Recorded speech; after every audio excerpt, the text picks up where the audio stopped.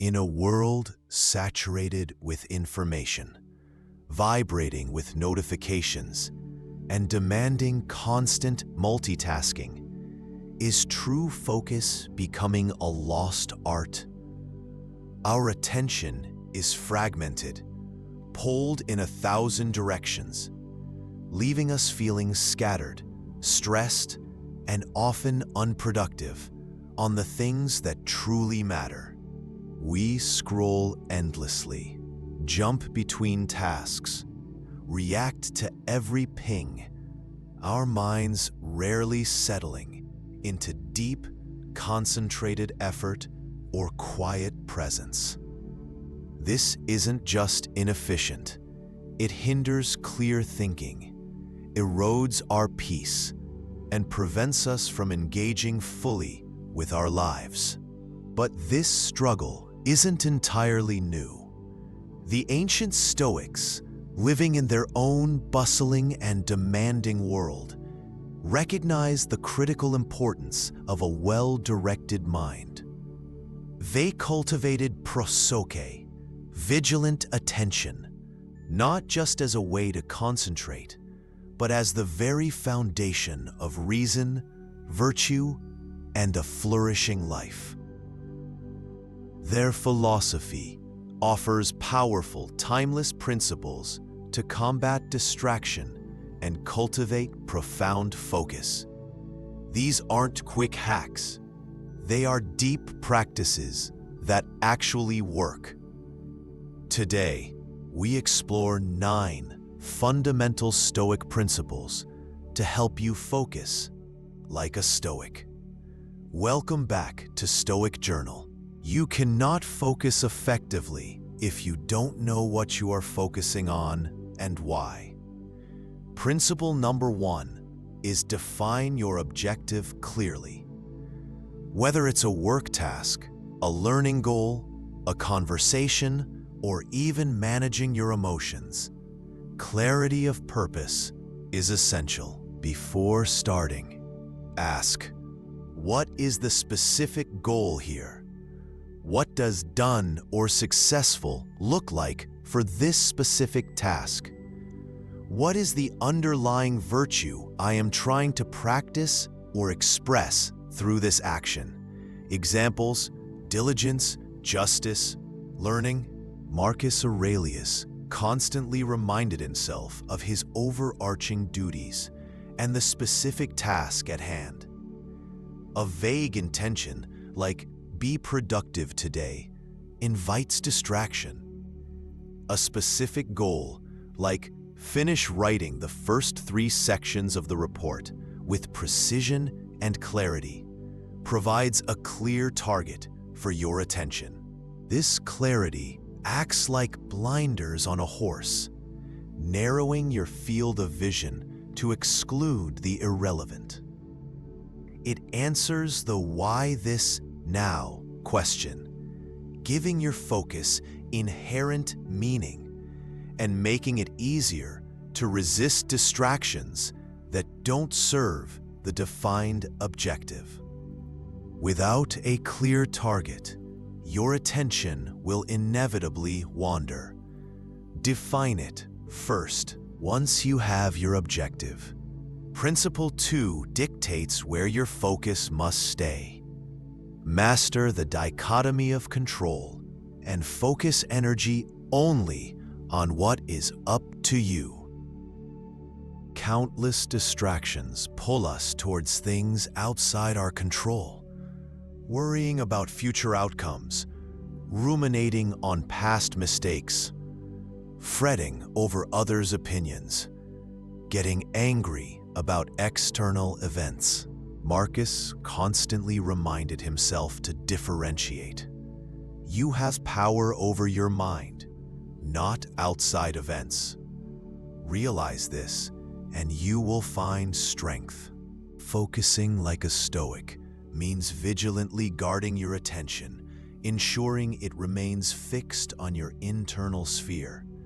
Your judgments about the task, your intention to perform it virtuously, the quality of your effort right now, your immediate actions. When your mind wanders to worry, what if I fail? Gently bring it back. My effort is in my control. The outcome is not.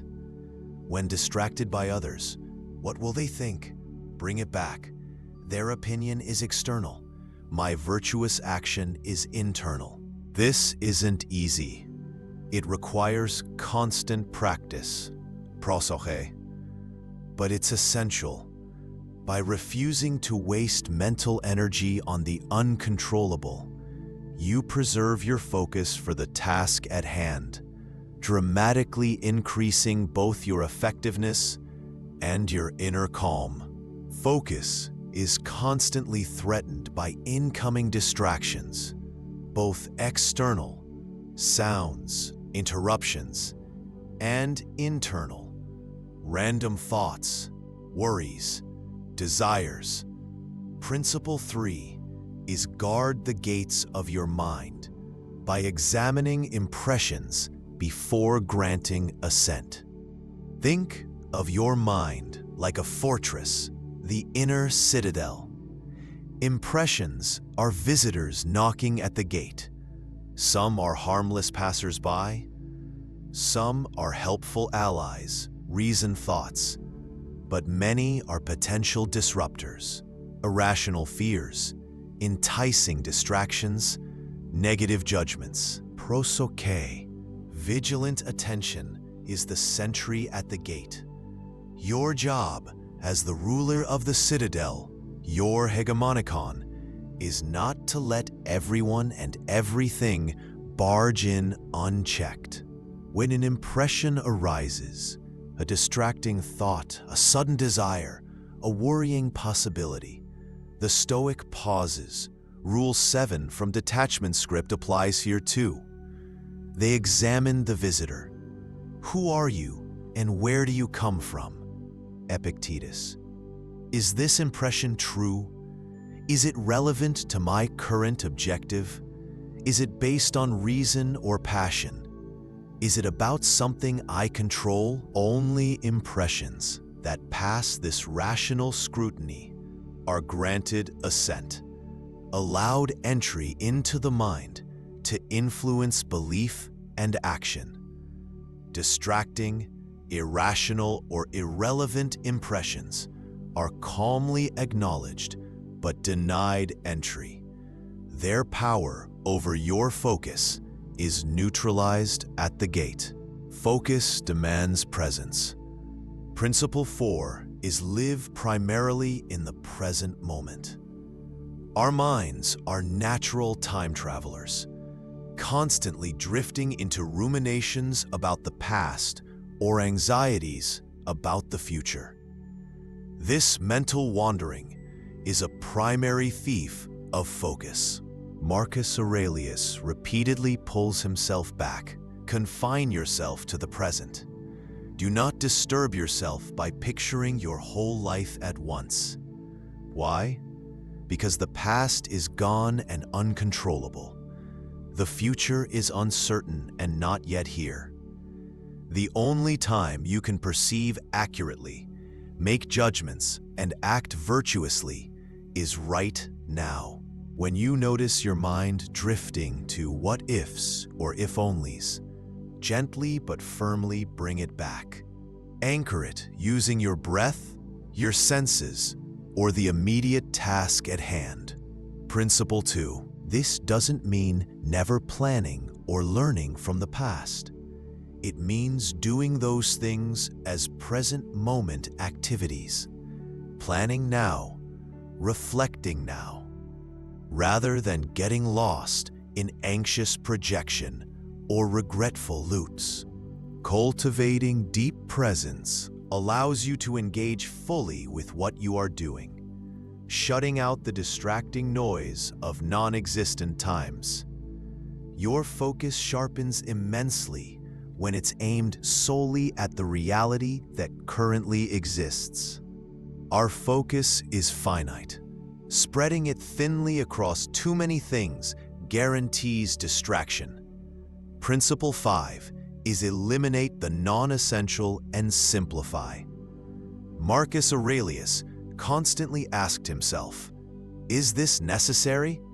He knew that much of what we worry about and spend time on is trivial or outside our core duties.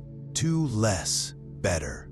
This applies both externally and internally.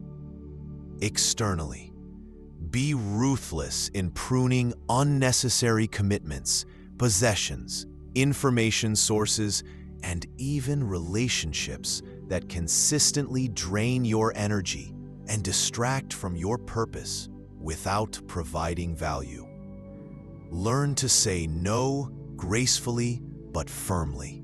Internally, declutter your mind. Let go of pointless anxieties, old resentments, idle speculation, comparisons with others, and the desire for external validation. Focus your mental energy on your core principles and immediate duties.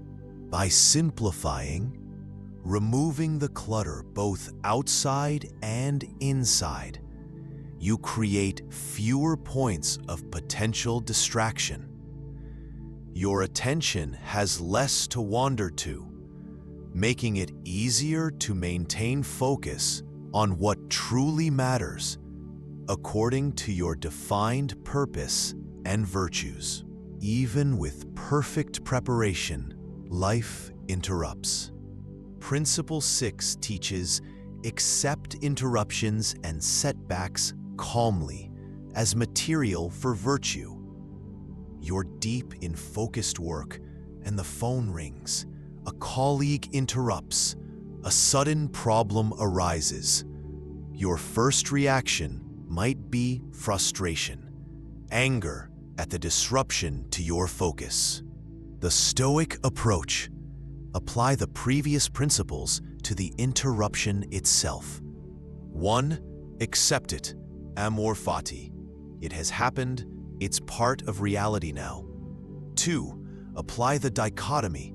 The interruption is external. Your response is internal. 3. Examine your impression. Is this interruption truly a catastrophe or just an unexpected event? 4. Shift focus to virtue. What is the virtuous way to handle this interruption? Patience. Justice, if helping someone. Wisdom, assessing priority.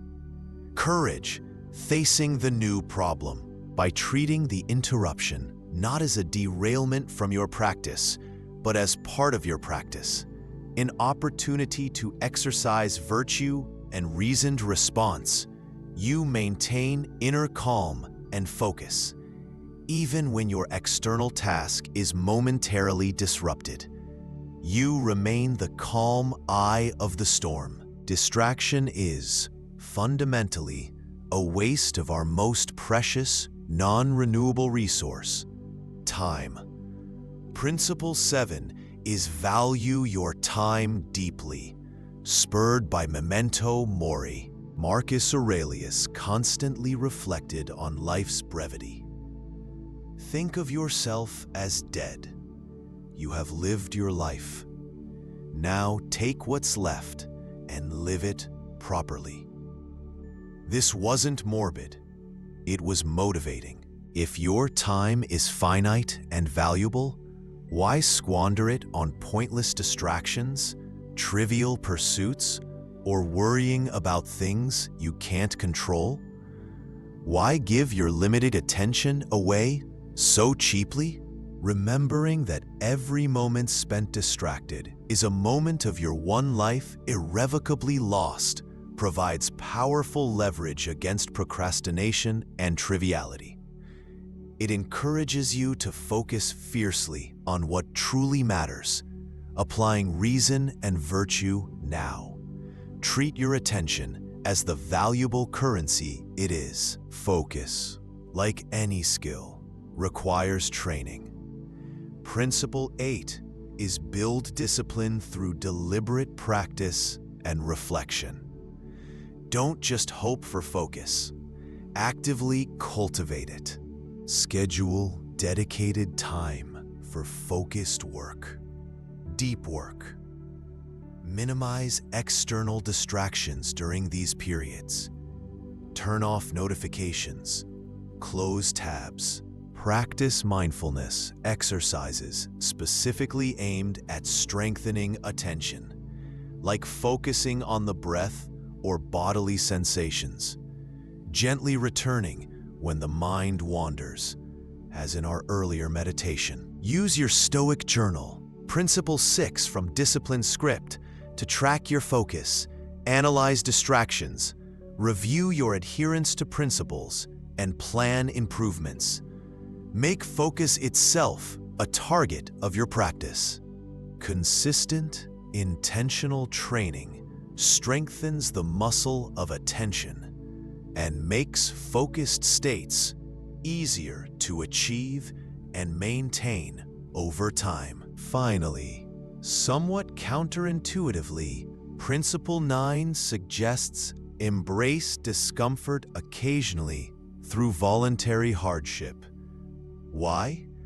Because constant comfort-seeking makes us soft and easily distracted by the slightest aversion or desire. By deliberately choosing minor temporary discomforts, a cold shower, fasting briefly, enduring heat or cold without complaint, doing something physically or mentally demanding, you train your mind not to be ruled by aversion.